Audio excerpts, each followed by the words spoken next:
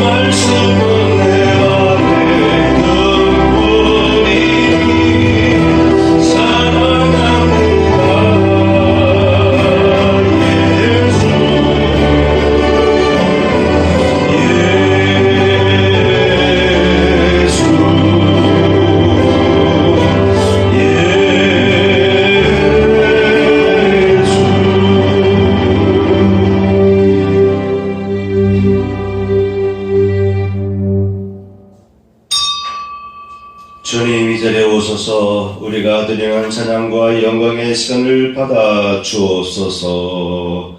아멘. 기립하시고 36장 부르겠습니다. 1절, 2절 부르겠습니다.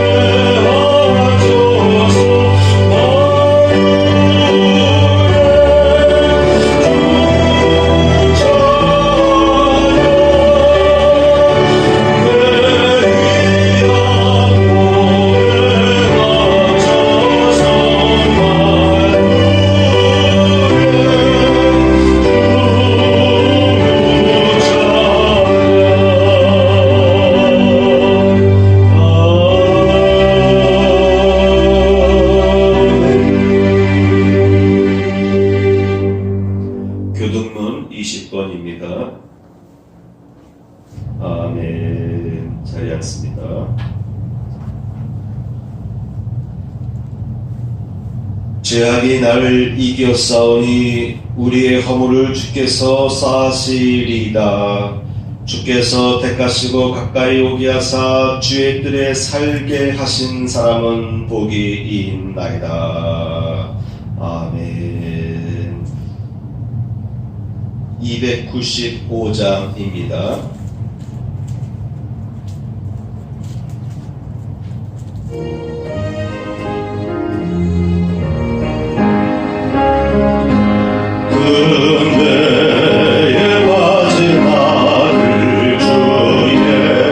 저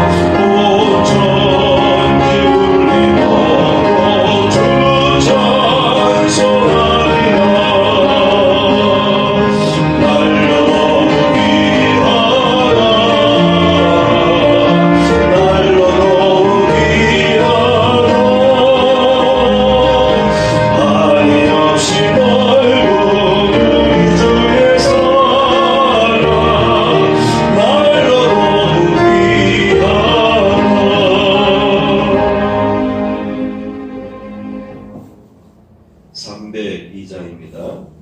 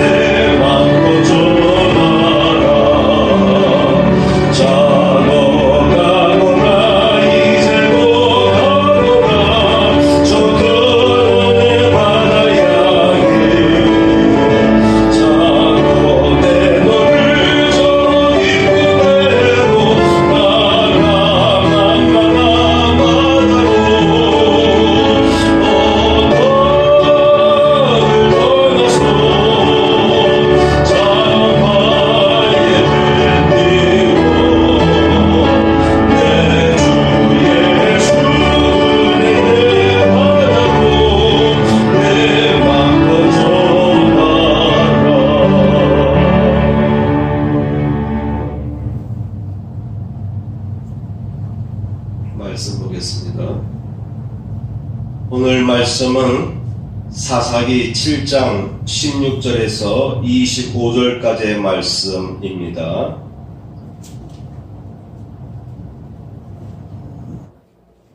제목을 보겠습니다.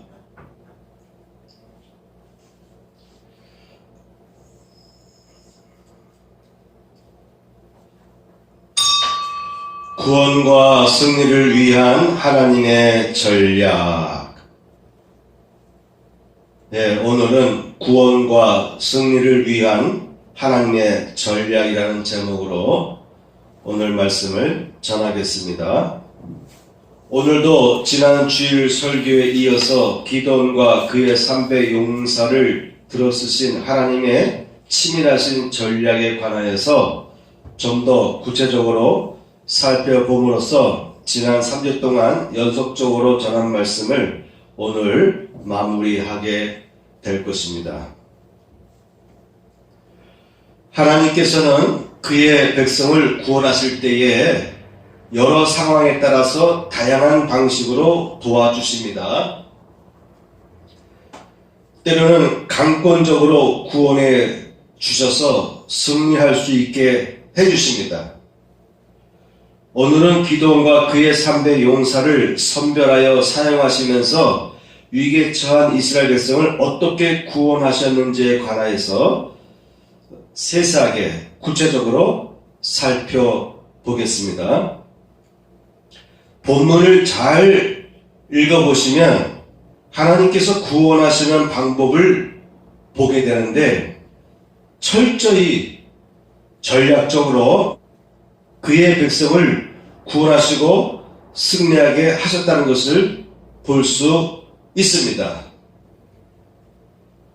하나님은 믿는 자에게 기적적인 능력과 사건을 통해서 위기에 처한 그의 백성의 기도에 응답하시면서 극적으로 구원하여 주시기도 하십니다.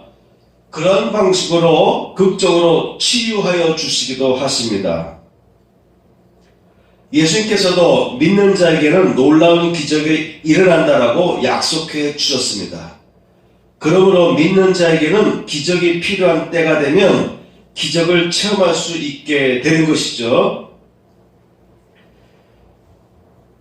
그래서 하나님은 상황에 따라서 다양한 방식으로 기적을 통해서 그의 백성들의 아픔을 치유해 주시고 구원해 주시곤 하시는 것입니다.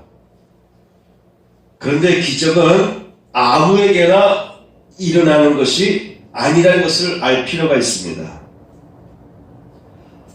기적은 또한 그냥 하늘에서 뚝 떨어지는 것처럼 한꺼번에 모든 어려운 문제들이 저절로 다 해결되는 식으로만 일어나지는 않는다고 하는 것이에요.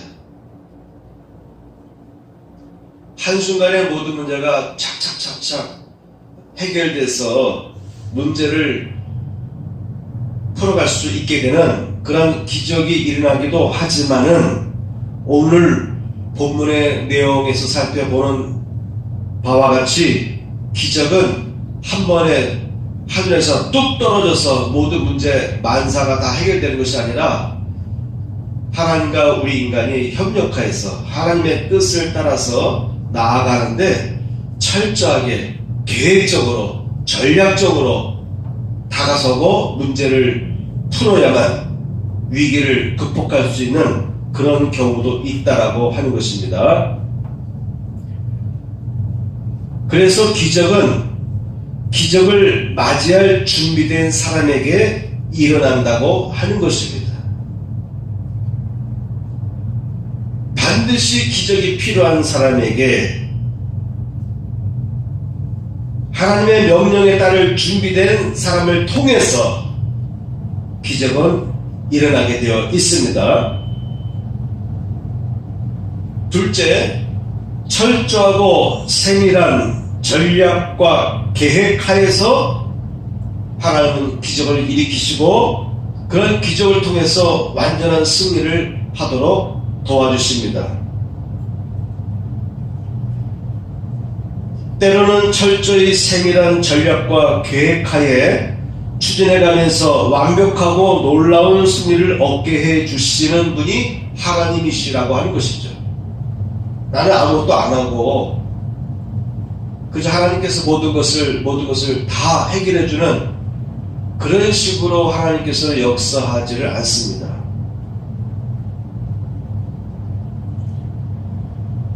오늘 기도를 통해서 역사하신 구원과 승리의 방식이 바로 그와 같습니다. 아주 철저하고 세밀한 전략적인 계획하에서 이스라엘의 300용사를 활용하시고 주변에 있던 지파들을 또한 활용하셔서 완벽한 승리를 할 수 있게 도와주신 분이 하나님이시다 라고 말하고 싶습니다. 그러므로 오늘 말씀을 통해서 우리가 2022년도를 살아감에 있어서 예상치 못하고 어려운 일을 당할 때에 그때 우리가 감당해야 될 부분들이 있어요. 참아야 되고 모여야 되고 기도해야 되고 믿음으로 전진해야 되고 하나님께서 나가라면 나가고 멈추라면 멈추고 싸우라면 싸우고 모이라면 모이고 흩어지라면 흩어지고 이런 하나님의 원대한 계획하에서 하나님께서 우리에게 계시해 주실 때마다 그 계시를 온전히 받들어서 행하는 것이 중요하다고 하는 것입니다. 자, 오늘 하나님의 전략에 관해서 생각해 보겠습니다. 이 세상은 영적인 싸움의 장소라고 볼 수가 있습니다. 영적 전쟁이라고 하는 것이죠. 우리 사람들은 아이고 피곤해 그냥 조용조용하게 살아가면 좋겠어 라고 말할지 모르지만, 그러나 악한 영들은요, 여러분 주변에서 틈을 보고 있는 거예요. 우리가 남과 북이 대치하고 있지 않습니까? 어느 한쪽이 틈을 보이게 되면 그 나라는 공격을 당하게 돼 있어요.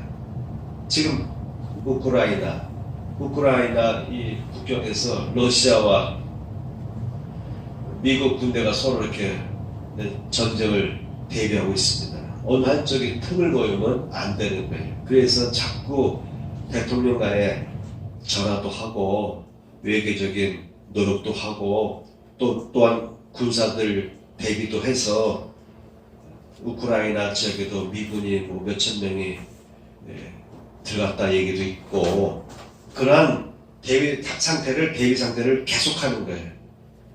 지금 뉴스 보니까 48시간 내에 다 철수하라, 그런 얘기도 있지 않습니까? 그만큼 대비를 하는 거예요. 세상의 삶은 언제 어떤 일이 벌어질지 몰라요. 나 혼자 조용하게 그냥 살아가면 되겠지라고 생각하지만 그건 큰 오산인 것입니다. 이 세상의 삶은 영적인 전쟁이라고 하는 것입니다. 여러분이 잔다면, 여러분이 게을러진다면 위기가 오게 돼 있어요. 나만 그냥 참으면 되지, 나만 그냥 조용하게 지내면 되지라고 생각하지만 아니라고 하는 거예요. 좀 더 자자, 좀 더 졸자 할 때에 위기가 오는 거예요. 그래서 영적 전쟁에도요, 전략이 필요한 것입니다. 하나님께서 아무 때나 개입하시고 아무 때나 동행하셔서 상황을 역전시키고 그러시지는 않으셨어요. 하나님도 철저히 영적 싸움을 할 때 하나님의 백성과 그렇지 않은 백성과의 전쟁이 일어날 때 보면은 하나님께서도 철저한 전략과 전술을 동원해서 그의 백성을 도와주셨다는 것을 여러분 알 필요가 있습니다. 하나님께서는 위기에 빠진 이스라엘 백성을 구원해 주실 때에 소수의 최정의 사람들만 선택하여서 싸우게 하셨습니다. 그렇죠?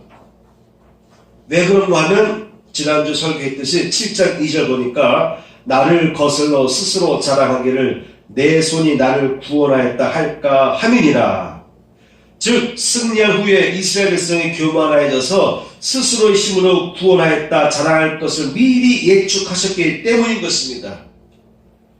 그래서 하나님은 상상할 수 없는 수적인 열세의 상태에서 메뚜기 수와 같이 많은 그 세력들, 그들의 낙타의 수가 많아서 해변에 모래가 많은 것 같다라고 성경은 묘사하고 있습니다. 이와 같은 대군과 맞서 싸우게 하는데 하나님은 다 돌아가게 하시고 300명만 남겼다고 하는 것입니다. 스파르타의 300용사의 영화를 보면은 여러분 다 여러 번 봤을 것입니다. 불과 300명, 그리고 그리스 지역에서 돕기 위해서 온 무리들도 있었지만 스파르타 300용사들은 그 협곡을 가로막고 페르시아의 10만 대군을 맞서서 3일간 그 협곡을 막고 페르시아군의 진격을 지체시켰다고 하는 것이죠. 300명으로도 10만 대군 다리오 2세의 공격을 3일 동안 지연시켰다고 하는 것입니다. 물론 300명은 다 전사하지만 어쨌든 그 협곡이라고 하는 지리적인 위치를 먼저 선점한 후에 용감하게 싸우니까 3일 동안 그 막강한 대군을 막을 수가 있었다고 하는 것이죠. 이수신 장군도 명랑해전에 보면은 수군의 배가 12척 또는 13척이라는 얘기가 있는데 뭐 12척이든 13척이든 수적으로 13잖아요. 300여 대의 일본 해군들의 배가 밀집해 오는데 명량이라고 하는 그 수로가 좁아지는 곳, 그리고 소용돌이가 있는 그 지역을 예순신은 그 지역을 선택하고 거기서 전략을 세우죠. 그런데도 이순신은 조선수군과 같이 연합하여 공격하지 않고 대장선 혼자 맨 앞에서 몰려오는 일본 수군들의 배와 홀로 싸웠습니다. 주변에 있는 아군 조선 수군들이 와서 도와줘야 되는데 다들 겁을 먹고 다가오질 않는 거예요. 그걸 알면서도 이순신은 후퇴하지 않고 혼자 그 자리를 버티는 거예요. 밀물, 썰물, 교대 시간을 이용하면서 그 어려운 때에 따라서는 그 파도의 소용돌이, 파도의 밀물, 썰물 이런 악조건을 버텨가면서도 혼자 거기서 일본 수군과 싸운 거 아닙니까? 지켜보니까 대장선 혼자 위급한 순간도 있었지만 버티는 것을, 견디는 것을 보고서 수군들이 용기를 얻게 돼요. 나중에는 공격 명령이 떨어졌을 때 뒤에 있던 조선 수군들이 다 일제히 공격하지 않습니까? 왜 그랬습니까? 용기가 중요한 거예요. 수백 대와 12척이 싸운 것은 이건 싸우나 마나 아니겠습니까? 그래서 각 배에서 진두치하던 장수들도 감히 이순신과 함께 용감하게 싸울 수가 없었어요. 여차하면 도망할 준비도 했을 것이에요. 싸우나 마나 상대가 안 되는 싸움인데, 그래서 그들도 용기를 잃었기 때문에, 기가 꺾였기 때문에 지켜보고 있었던 거예요. 하나님도 마찬가지입니다. 32,000명이 몰려왔지만 32,000명으로는 몰려온 미디안 연합군과 싸워 이길 수가 없다는 것을 하나님은 이미 다 파악하신 거예요. 그래서 두렵고 떠는 자는 돌아가라 이렇게 말씀하셨고, 그래도 남은 10,000명에게도 안 된다. 이 10,000명도 믿을 수가 없다. 숫자가 많지 기동력이 약하고 용맹하지 못하니까 물을 핥아 먹을 정도의 그 싸움에 능한 주의력이 세심한 그러한 사람들만 따로 세워서 300명을 선택한 것입니다. 너무 많다. 너무 많다. 싸움에서도요, 수적으로만 싸운 것이 아니죠. 두 번째, 두려워 떠는 자는 돌아가라. 그리고 마지막, 믿고 순종하며 싸울 수 있는 마음의 준비가 된 싸움의 기질이 탁월한 사람들입니다. 이미 이 300명은 어떤 애라도 능히 싸울 수 있는 그런 사람들이었을 것입니다. 그래서 전쟁의 승패는 이순신의 대장군 한 대가 맨 앞서서 싸워서 뒤 후방에 있는 조선군들로 하여금 용기를 얻게 한 것처럼 300의 용사가 첫 번째 전투에서 승리하는 것이 중요한 것입니다. 믿고 순종하며 싸운 300 용사에 대해서 첫 번째 생각할 것은 깊은 밤에 습격하였다고 하는 것입니다. 하나님께서 도와주시더라도 우리는 아무것도 안 하고 하나님이 다 해준다? 그것은 아니라고 하는 거예요. 싸우는 것도 시간이 있어요. 성경에 보면 이경초라고 되어 있습니다. 이경초는 지금으로 보면 밤 10시에서 새벽 2시를 말합니다. 밤 10시에서 새벽 2시니까 이경초면 밤 10시에서 12시 사이겠죠. 그죠? 지금은 늦게 자는 사람들도 많지만 예전에는 해만 지는 사람들이 잠을 잤잖아요. 밤 10시부터 12시 사이는 모든 사람이 다 깊은 잠에 잘 때가 아니겠습니까? 타이밍이 중요한 것입니다. 전쟁도 싸움도 상대방이 짐을 풀고 무기를 몸에서 빼고 깊은 잠에 들어갈 때, 단잠에 들어갈 때, 그때 급습을 하는 것입니다. 두 번째, 불 항아리를 준비하게 하였습니다. 빈 항아리에다가 횃불을 넣었어요. 그러니까 횃불이 바깥으로 비치지 않도록, 불빛이 바깥으로 비치지 않도록 한 상태로 접근해 온 곳입니다. 접근 코앞에까지 접근해 왔지만 파수병들은 적군이 몰려온 것을 볼 수가 없었어요. 그렇죠? 어떤 사람들은 전쟁할 때 일부러 시끄럽게 해가지고 우리 군대가 많다라고 하는 것을 보여주기 위해서 여러 전술을 쓸 때가 있어요. 산 너머에서 말 밑에다가 나뭇가지를 메고 막 돌아다니게 해요. 그러면 연기가 일 거 아닙니까? 예?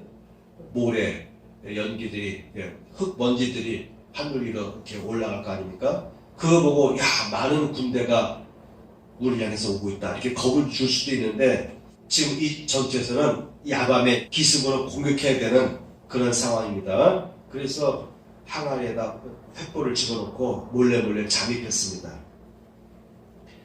그리고 또 한 손에는 또 나팔도 준비하게 했습니다. 어떤 분들은 횃불이란 이 단어를 또 비유적으로 해석해서 그리스도인은 복음을 전파하는 비제 사명을 감당해야 되지 않습니까? 감당해야 되지 않습니까? 그런 식으로 해석하는 분들도 있는데 너무 성경 본문과 동떨어지게 무조건 비유적으로 해석하려다 보니까 그렇게 엮어서 해석하는 분들이 있는데 그렇게 해석할 필요가 없습니다. 지금은 전쟁 상황이에요. 전쟁 상황에서 횃불이 필요했습니다. 왜 횃불이 필요했습니까? 300용사들이 다 횃불을 준비한 거예요. 항아리에 숨겨서 그다음 항아리를 깨뜨렸습니다. 항아리가 깨질 때 소리가 요란하게 나지 않습니까? 소리가 요란하게 300개의 항아리가 깨지면서 갑자기 횃불이 환하게 비춥니다. 모든 군사가 다 한 사람씩 횃불을 드는 건 아니잖아요. 그죠? 그렇죠? 그러니까 횃불이 300개 있다는 것은 횃불을 들지 않고 있는 군사들도 많다는 것을 상상하게 만드는 거예요. 그러니까 300개의 횃불이 미디안 진영을 다 둘렀어요. 그러니까 엄청나게 많은 수의 적군이 지금 몰려오고 있다고 하는 그런 위압감을 갖게 만든 거예요. 나팔을 불었습니다. 나팔이 사방에서 울려 퍼집니다. 저쪽에서 울려 퍼지는 것이 아니라 산 사방에서 울려 퍼지는 거예요. 그러니까 꼼짝없이 우리는 포위됐구나. 막강한 군대에 의해서 우리는 지금 전멸당하기 직전이구나. 그러니까는 갑자기 자다가 일어나가지고 서로 부딪히고 그러다 보니까 상대방이 적군으로도 오해되는 거예요. 그렇죠? 침투에 왔을 때 상대방은 우리 아군의 군복을 위장해 입고 와서 공격할 수도 있잖아요. 그러다 보니까 그 지륵 같은 어둠 속에서 아군끼리의 서로 구별도 안 되고 혹시 됐다 하더라도 이거 적군이 위장을 하고 왔을 수도 있기 때문에 서로 싸우게 돼 있어요. 그래서 오늘 본문에 보면은 적군끼리 서로 치고받고 죽이는 일들이 벌어진 거 아닙니까? 완전히 적군의 진영은 아수라장이 된 거예요. 두려움에 떨고 적이 어디서 나타났는지 모르지만 서로 싸우고 있어요. 저쪽 보니까 같은 군복을 입은 사람들이 싸우는 거예요. 그러니까 누가 아군인지 누가 적군인지 모르니까 다가오다가 보면 겁나니까 상대방을 향해서 같은 군대끼리도 같은 군사들끼리도 서로 칼질하고 참질을 하게 되는 것입니다. 기가 막힌 방법을 쓰신 거예요. 하나님께서 구원하실 때도 이와 같이 우리 인간이 생각할 수 있는 우리의 인간으로 생각하고 생각해서 머리로 짜내서 생각할 수 있는 전략과 전술을 하나님께서도 그런 전략과 전술을 짜도록 기드온에게 지혜를 주시고 가르쳐 주신 것입니다.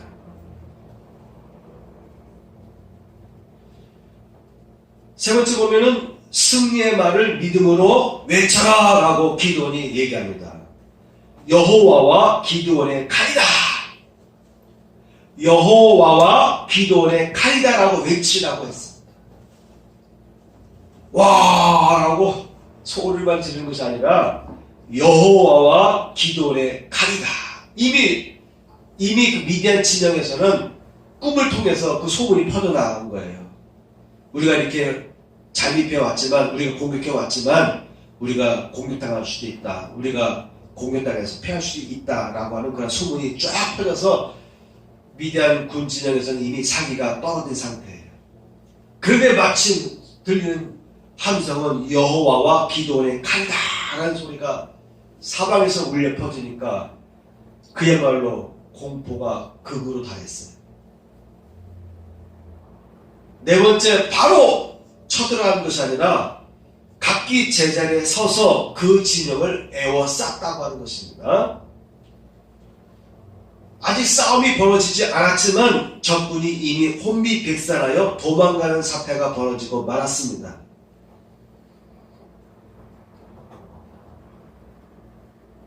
자, 그 다음에 다섯 번째, 납달리와 아셀과 온 므낫세 지파를 동원하였습니다.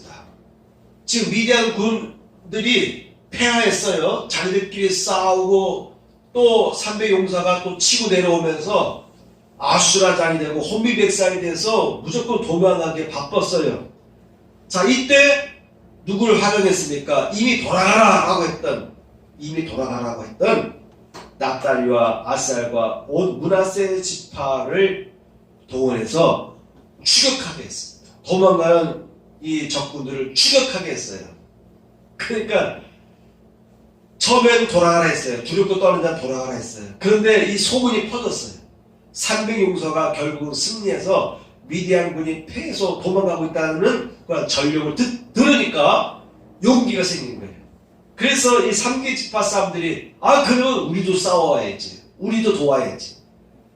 그래서 이 3개 지파가 연합해서 추격하기 시작합니다.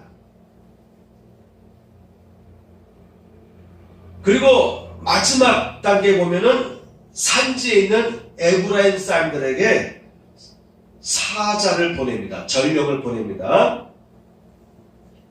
그래서 너희들은 산지에서 내려와라. 지금 도망가는 미디안군을 공격하라. 이렇게 기드온이 명령을 전달합니다.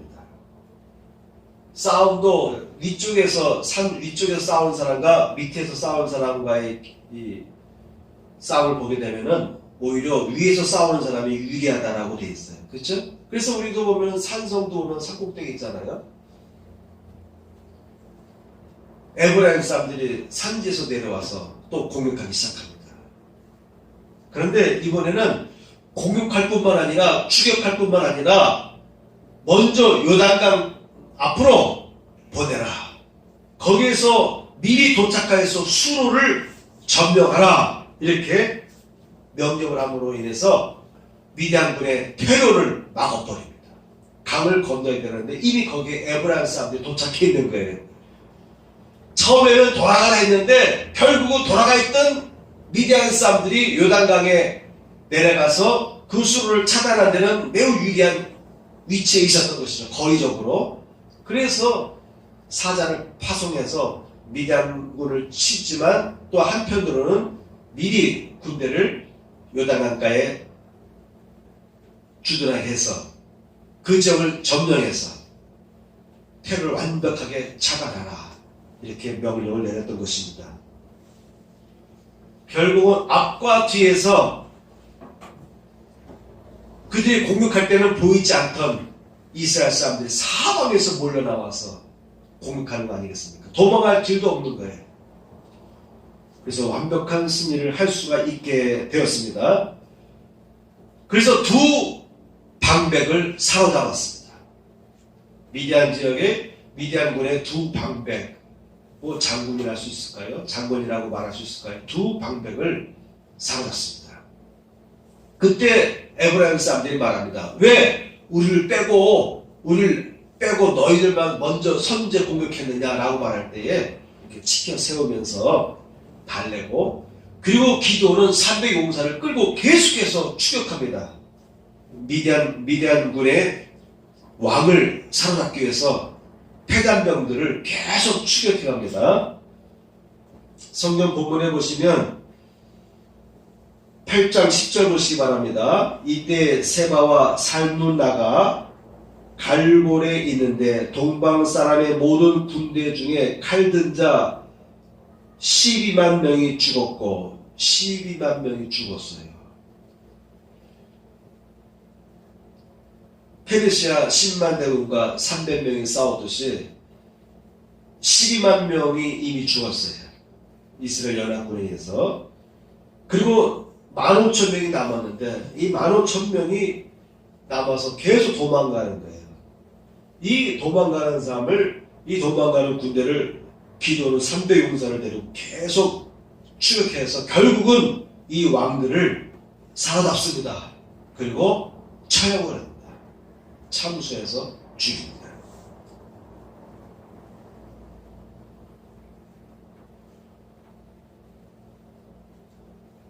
당나라가 고구려 쳐들어왔을 때 이세민이 패하잖아요. 그죠?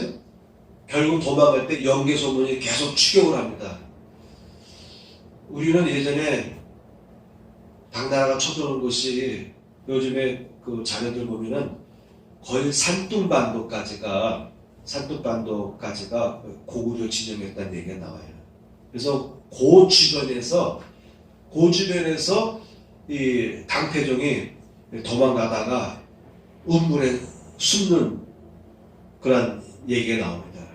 운문에 숨었는데 거미들이 또 이렇게 거미줄을 쳐가지고 고구려 군사가 왔다가 거미줄이 친 것을 보고 아무도 없네라고 판단하고 돌아갔다. 그래서 그 운문을 기념하여 탑을 세웠다. 이런 전설이 있어요. 그와 같이 연개소문이 이세민을 끝까지 추격한 것처럼 기드온도요, 미디안 이 연합군들을 끝까지 추격해서 그 왕을 사납습니다. 그리고 죽였습니다.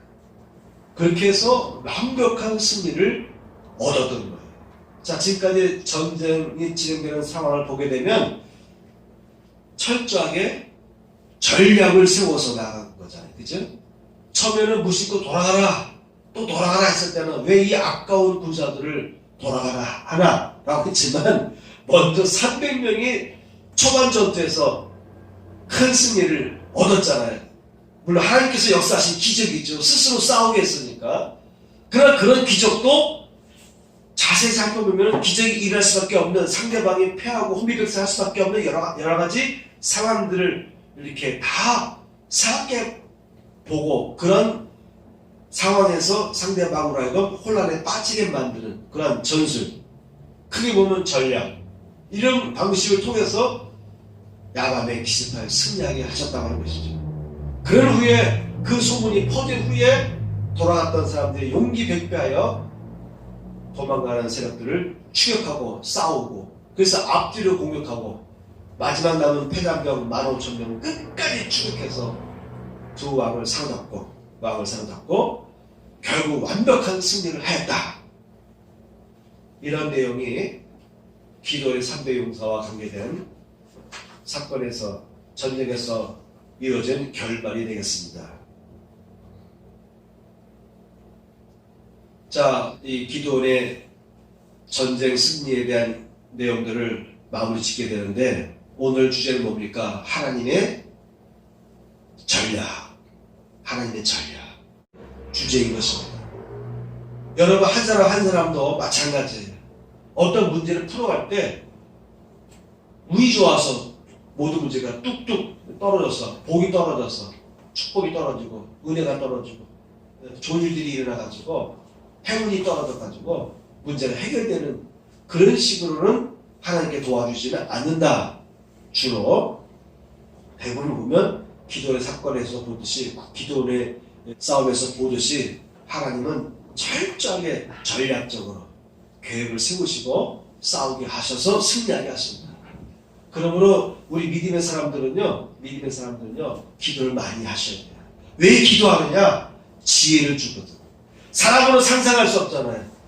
이 많이 몰려온 32,000명의 군사를 잘 활용해서 지형지구를 이용해서 싸우면 되는데 돌아가라 했잖아요. 왜? 지금 당장 그들은 마음에 불안이 가득했거든요.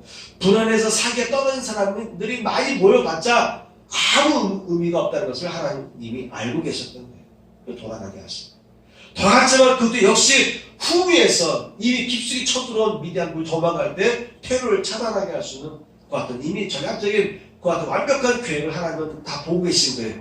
그래서 여러분 기도할 때 어떤 문제를 풀고 나아갈 때 하나님은 전적으로 신뢰하는 것이 중요한 것입니다. 하나님은 우리보다 삶의 길을 앞서가서 우리가 거처할 것을 미리 찾고 그 장소로 우리를 이끌어 주신다고 하는 것이에요. 광야에서. 그러므로 하나님을 철저히 신뢰하는 것이 중요하고 하나님을 신뢰하기 때문에 기도하는 거예요. 하나님께 기도하는 것입니다. 기도를 자꾸 하다 보면요, 하나님께서 우리의 생각의 날개를 열어주세요. 생각의 샘을 열어주세요. 그래서 미처 생각지 못했던 생각들을 하게 만드는 것입니다. 지금은 이 생각이 어떤 뜻인지라고 완벽하게 이해를 못하지만 어떤 생각이 떠올라. 그래서 그 생각들을 했어. 나중에 결과가 보니까, 나중에 지나서 결과를 돌이켜보니까 아, 그때는 단지 이런 생각이 떠올라서 했지만 시간이 지나고 나서 보니까 이러한 효과가 있었구나 라는 걸 깨닫게 된 것입니다. 그래서 기도가 중요한 것이에요.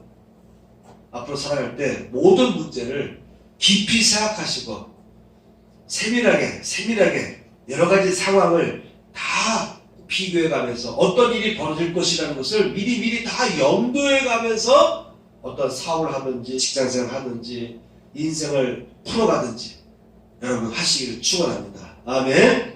찬양하겠습니다. 한라에서 백두까지 찬양하겠습니다. 요새 우리나라도 전쟁 위기적인 분위기가 있다라는 연료들도 있는데 우크라이나에서도 그렇고 우리나라도 그렇고 하나님의 성령이 우리나라에 임하셔야 됩니다. 우리 그리스도인들에게 임하셔서 나라와 민족을 위해서 기도하시고 이 나라가 바르게 나갈 수 있도록 우리가 기도하셔야 됩니다. 기도하시면 하나님께서 이 나라를 보호해 줄 줄 믿습니다. 아멘.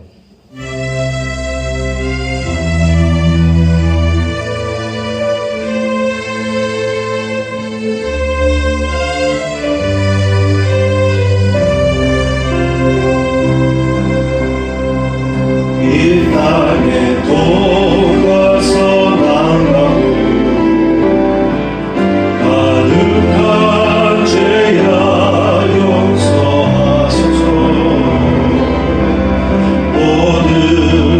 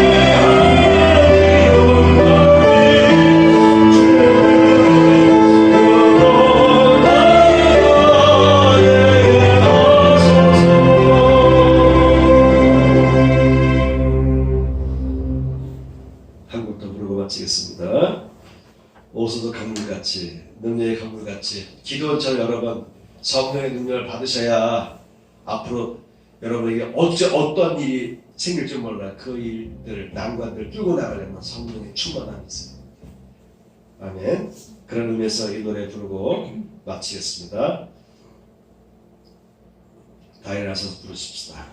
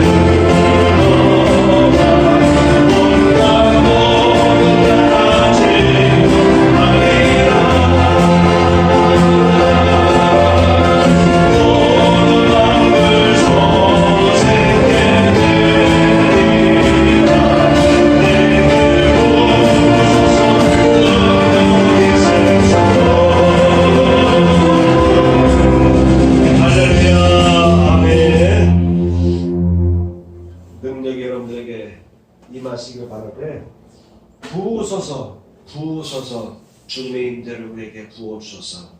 성령 충만해야 2022년도를 여러분 뚫고 나가 승리할 줄 믿습니다. 아멘. 위탁의 말씀입니다. 주님은 나의 죄를 속하기 위하여 십자가에서 대신 죽으셨습니다. 주여 내 죄가 사하여졌습니다. 주님은 채찍에 맞으셨습니다. 제가 치료를 받았습니다. 가슴에 손을 얹고 그런 기도 올리겠습니다. 기도하겠습니다. 할렐루야. 하나님 감사합니다. 예배 중에 저희를 부르시되 특별히 성령의 권능으로 부어주시기 원하셔서 저희를 이 자리에 택하시고 불러주시고 세워주신 줄 믿습니다. 드려지는 귀한 힘을 받으시옵소서. 드려지는 손길마다 그의 가정을 붙들어주시고 강권적으로 역사하셔서 기름을 부어 주옵소서. 담대하게 이 세상을 싸워 승리할 수 있도록 용기 더하여 주시고 지혜 더하여 주시되 하나님의 계획과 하나님의 전략에 귀를 기울이고 그 뜻을 따를 수 있는 그러한 성도들 되게 하여 주옵소서. 이제는 우리 구주 예수 그리스도의 그녀와 하나님 아버지의 극진하신 사랑과 성령님의 감동감화 역사하심이 이 자리에 참여한 성도들 위에 함께 하시기를 축원하옵나이다. 아멘.